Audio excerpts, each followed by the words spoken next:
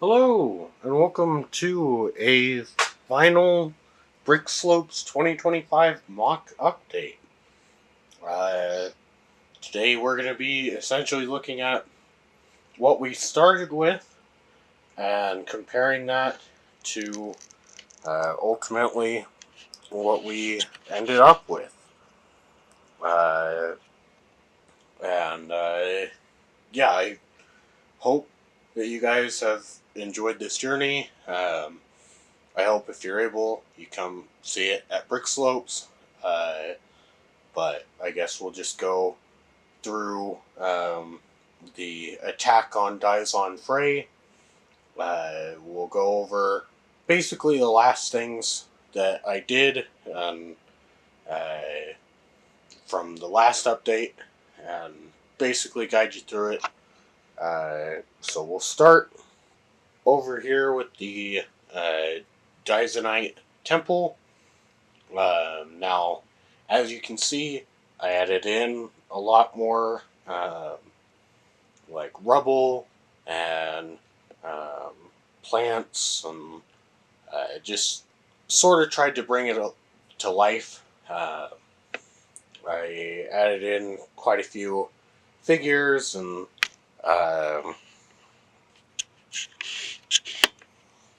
some of the Dysonite uh, children that are around. I thought those would be kind of fun to represent with the little like Dreamling body, uh, and so you've got those throughout there, as well as just sort of several different. I tried to use pearl gold to make different sort of like idols and stuff that they might worship the Dysonites. Um, and you've got, yeah, there you go. You can see them there. Uh, you've got a little fun Easter egg that I thought um, is you've got Roger the Lionheart right there. I thought that would be a fun little inclusion for anyone who spends enough time looking at it to see that. Um, but yeah, it's kind of neat having it all done. Um, you can see up here, I included some more, or right there's one more.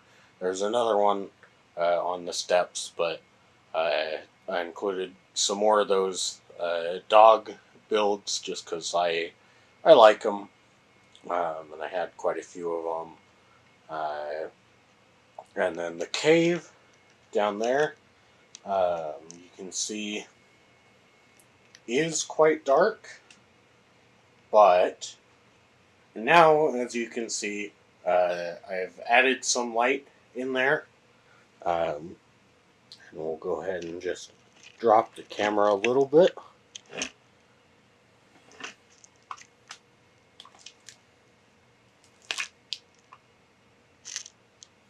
And so basically, I accomplished this by taking. I got some strands of. They're.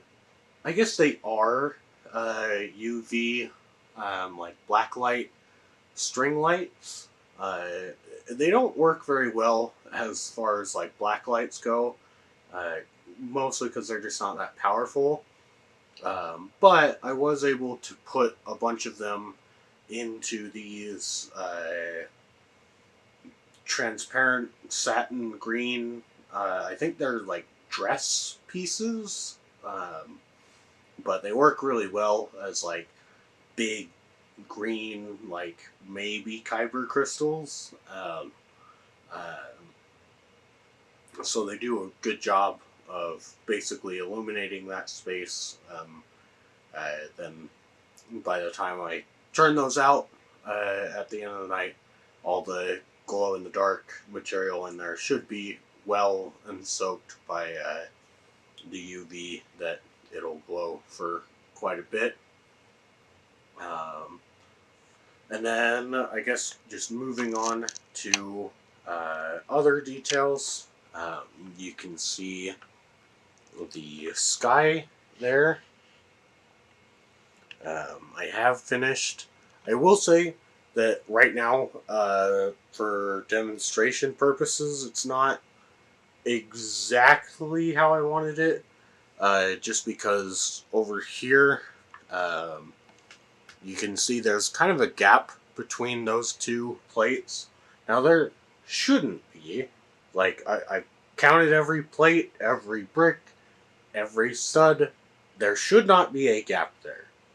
But for whatever reason there is, I don't really have the space to figure out why it is. I imagine, because right now I don't really have Technic pins between the sections, and so I imagine that once I get those in, that will hold the plate more in place, I guess, to where it should be. And then I shouldn't have that gap or the gap down the mountain. They shouldn't be that big of a deal. But overall, I'm quite happy with the way this sky turned out. Um, Especially because, and I'm going to try here in a second, turning out the light and trying to show you guys what that looks like.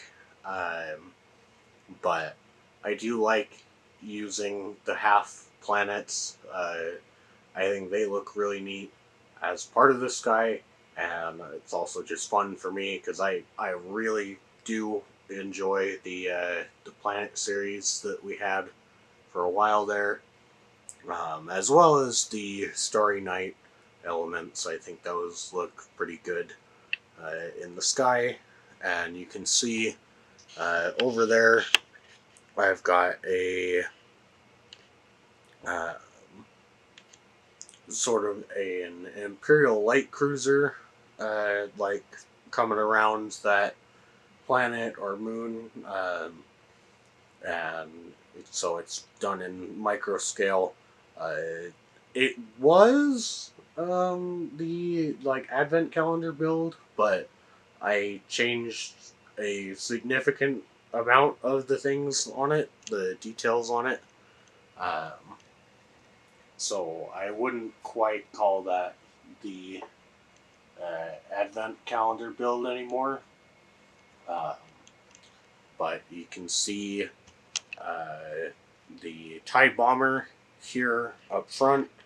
Um, I changed the lasers in how they were coming out, uh, just to have them go farther, and to have them stay up essentially. And so I'm pretty happy with how that turned out. Um, and then you've got the Dysonites on the other side that they've got all their lasers and such, or their plasma casts, I suppose. Um, and then you can see down here in the water, it's a little difficult to see just because it's so busy, but let's see if we can't get close enough. Yeah, you can see right there, I've got a couple probe droids, and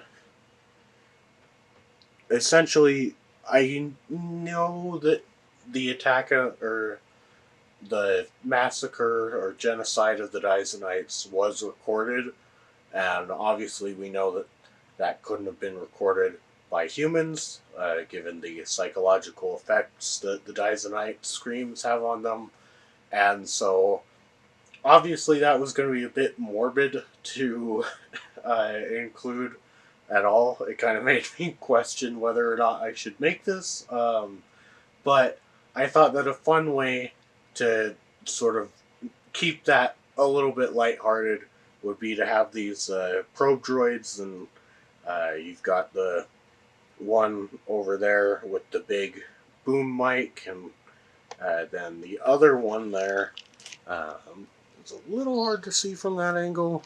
I guess you can see him better from this angle. But he's got a camera and like a news like handheld microphone. And so I thought that would be a fun sort of way to uh, include the documentation of the Dysonites. Um, but yeah, I suppose this year I am gonna make sure to actually get a like high quality video of my mock at Brickslopes. So look forward to seeing that footage.